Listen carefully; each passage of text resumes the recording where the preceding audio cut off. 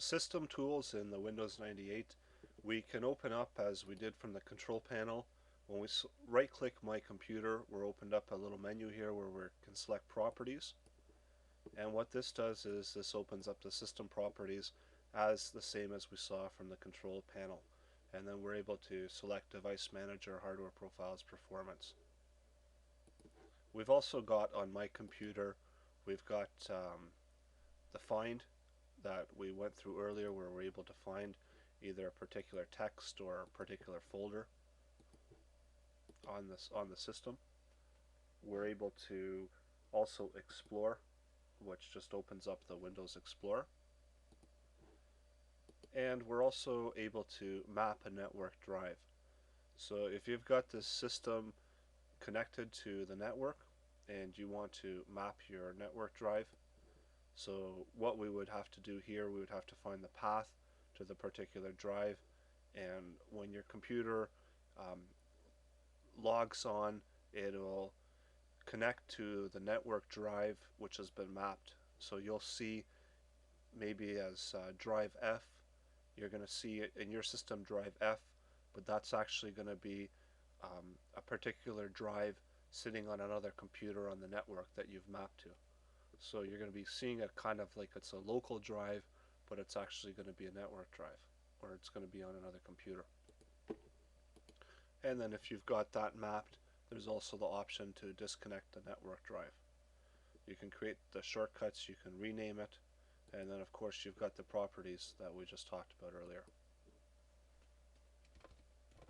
We've got the network neighborhood.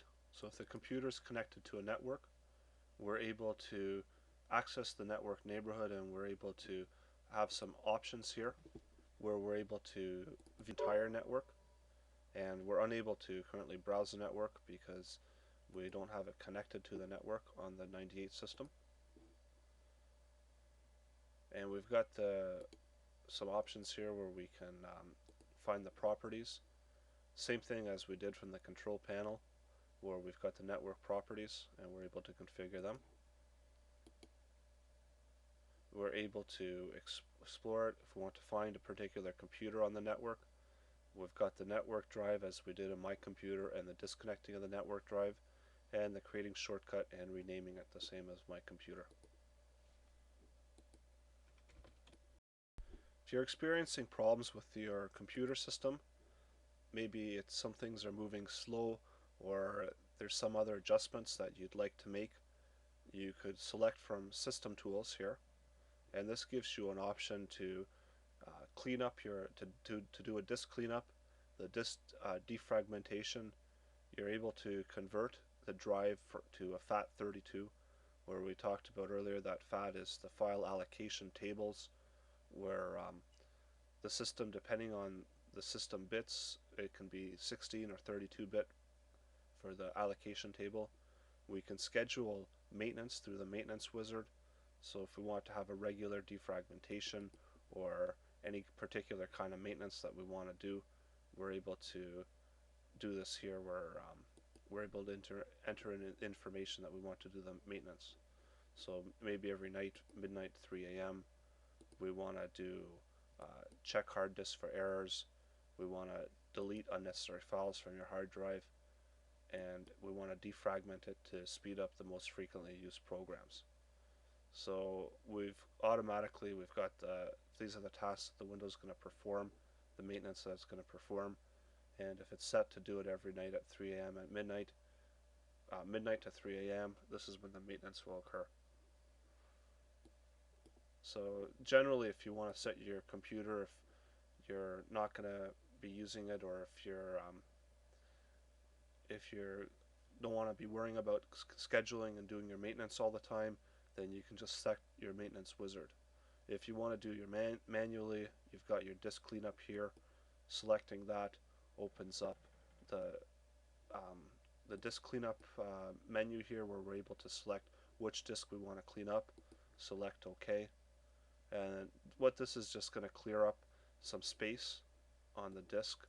It sees the different files that it can delete, and it gives us an option to delete these particular files to clear up more space on our disk. So that's one way to kind of do like a quick cleanup through your system and delete unnecessary files. Disk defragmentation, as we talked about earlier, that we could access it from DOS, where we're able to once again select the particular drive that we want to defragment, and then we can go ahead with the defragmentation process. We've got the different settings that we're able to adjust. We're checking it for errors, and we're rearranging the files so the programs start faster.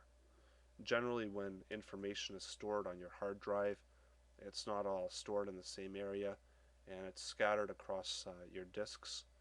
So what happens is, as you're installing, uninstalling, um, different programs become uh, arranged in a way that it's not as efficient as it could be. So the defragmentation process takes all of the different files and rearranges them in order to be able to access them a little bit faster. So when you click on it, you're going to be able to open up the program faster.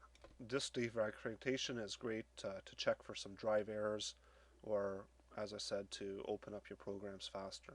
So it's something that you should definitely do at least every 3 to 6 months, depending on the use of your computer, in order to ensure that your computer stays healthy and functioning properly.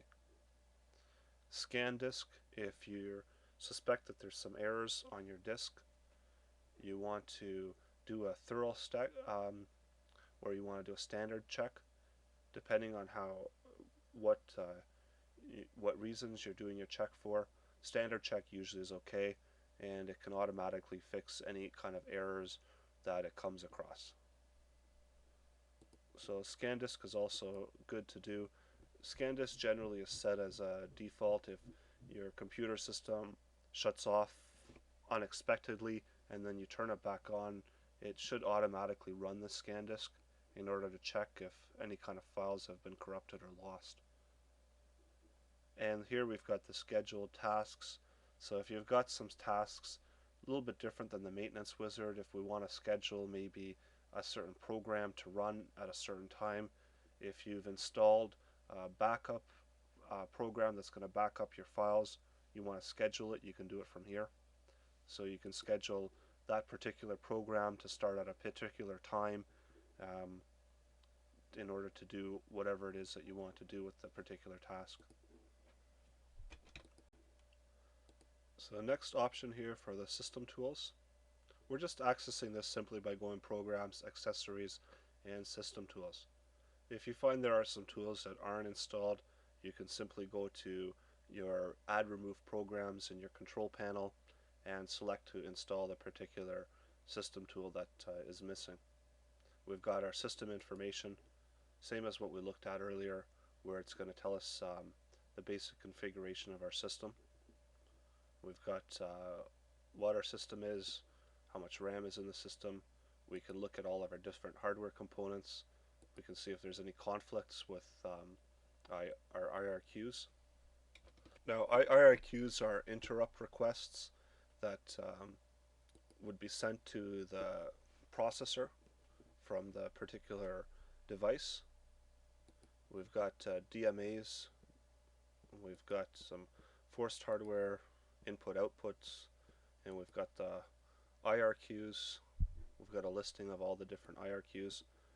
Now, some of these should never be adjusted.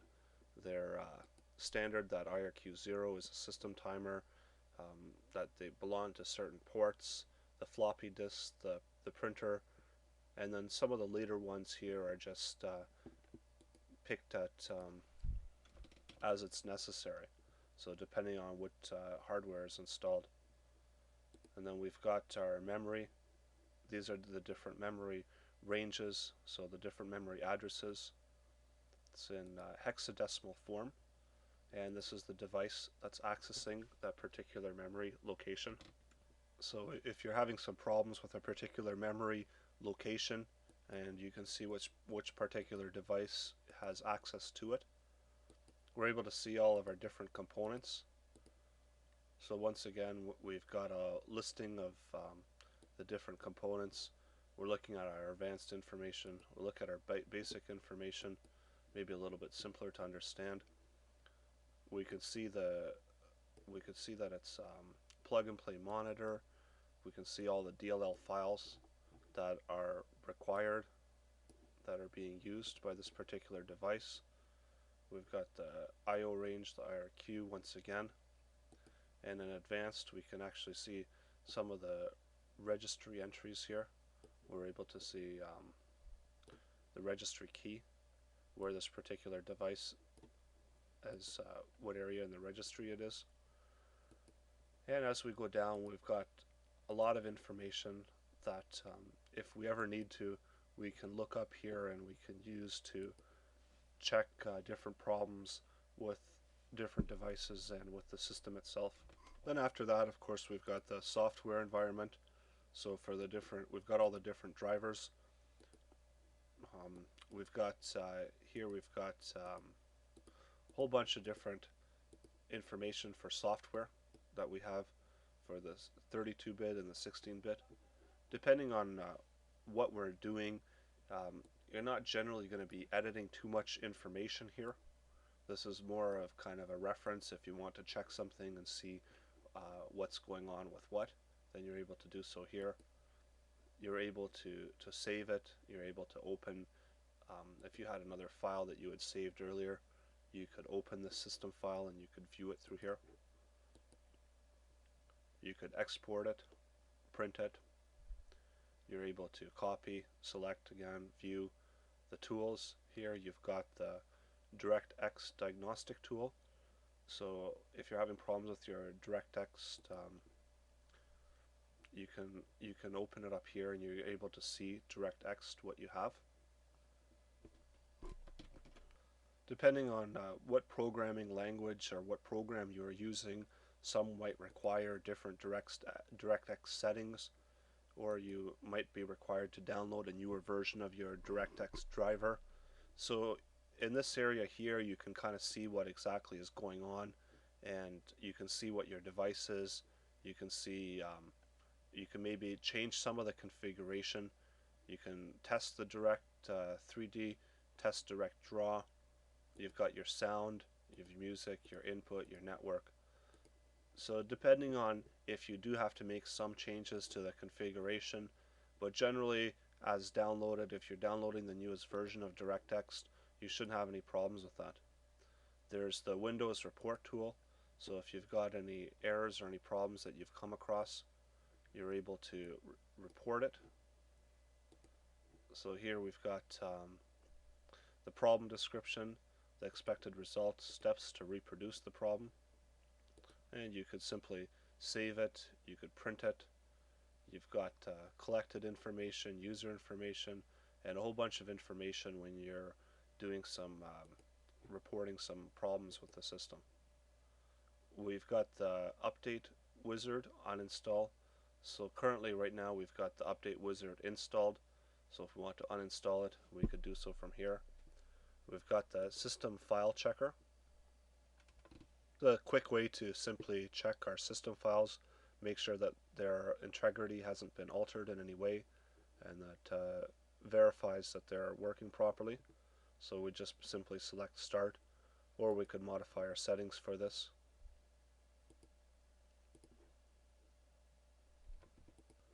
The next tool that we have here in our system information, we've got the signature verification tool. And what this does is this looks for particular programs that have been filed. We've got files that have been signed and not signed. So we can see that we can look for files that are not signed. We would look at them and we're able to see that they are signed or not signed. So it's just a quick way to kind of search once again. We've got our registry checker, where we're able to see if there's any errors in the registry, and we see that there's no errors found in the registry, and it asks us to back up the registry. So sometimes it's a good idea, if you think you're going to be playing around with the registry, to make a quick backup of the registry so you don't lose any information from it. We've got our automatic skip driver agent, and it just tells us that there's no ASD or automatic skip driver failures on this machine, so everything's okay.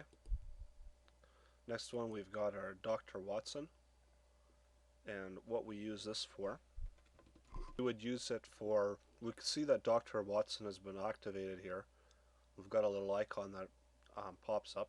We're able to open it by selecting here, and we see that Dr. Watson, it's generated a snapshot and it didn't find anything wrong. As we open up Dr. Watson, we see that Dr. Watson found nothing obviously unusual. And what Dr. Watson is doing, it's a diagnostic tool that's taking a snapshot of the system whenever there's a system fault.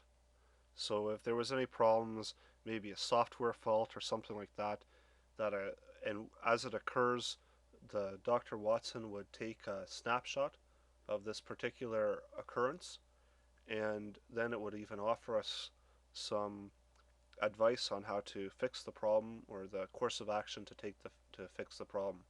So if you are having some problems with your system, there's some system faults, program is shutting down unusually, or there's some kind of something going on, you can turn on the Dr. Watson, and as it occurs, it's going to take a snapshot of the system, and you're going to be able to analyze what happened.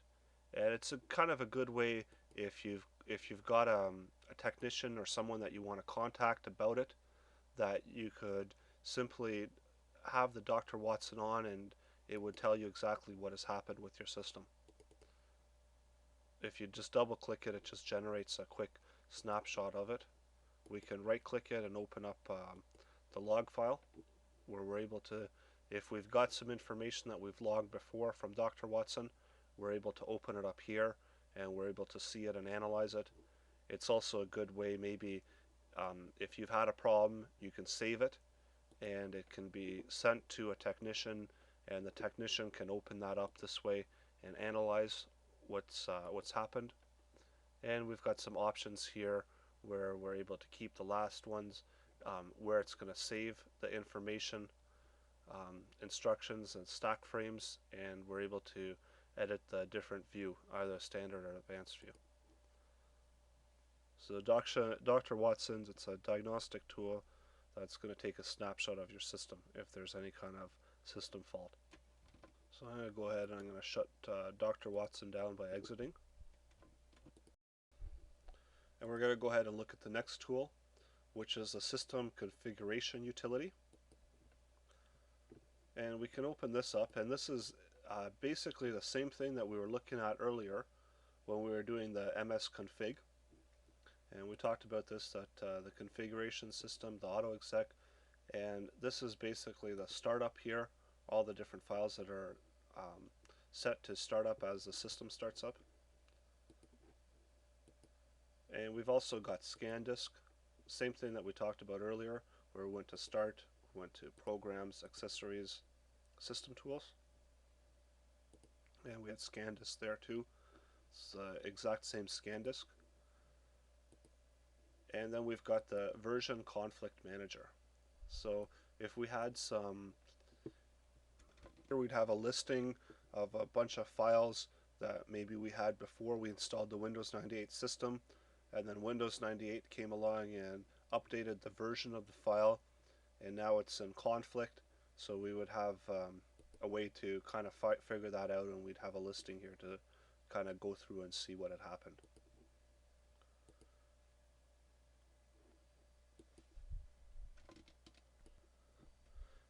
So if you're having any problems with your computer, the first thing you should be checking is your connectors and your cables, making sure that your computer system is connected properly. After that, if you are having problems turning your system on, or if there are some settings that aren't operating properly, you could check the BIOS, or you could start the computer in a safe mode. You can also check if any particular piece of software, maybe if you've installed a piece of software and after that you've noticed that you've had a lot of problems, you can check the software configuration. And if not that, if you're having some problems and you've installed a particular device, and you notice after the installation of that particular device you're having some problems, maybe you had a printer and you installed a scanner and you're noticing that you're having problems accessing them both, or you can't install them properly, there could be a conflict in the IRQ. So another thing to do would maybe to check that and make sure that the IRQs aren't in conflict. And another one to do is to reset the components. So if you've got a particular piece of software and it is causing you problems, you could try to uninstall it and then reinstall it. And one of the most common problems is viruses. When you're connected to the network, you are open to receive viruses. And these can be opened through emails or even through links on websites where you've got a connection and you've pressed a particular link, or you've opened up a particular email that's got a small program that's hidden inside of it, that once you've selected to open it, it opens up and it runs in the background of your computer system, and it could cause some problems. The best thing to do for viruses is to get a good antivirus program, and they're good at preventing viruses. And even if you've got a virus running around in your system, if you install the antivirus program, you are able to do a virus check. And from that virus check, sometimes you are able to eliminate the virus, depending on which virus it is. If you continue to have problems with the virus, you could search the internet and entering in the name of the virus, or even going to the antivirus website, the antivirus software's website. They generally have virus definitions, and they have the newest viruses that are going around, and they have what you need to do to fix your system and to clear it of the virus. And if you are having problems, it should always be backing up your important files and documents. Keeping a good backup of what you're working on is essential in order, if you do have a virus, you can always clear your system, you can format it and get rid of it, and then reinstall your operating system. And if you've got a backup of the files that you were working on, it's good to be able to access them and to reinstall everything back into your system.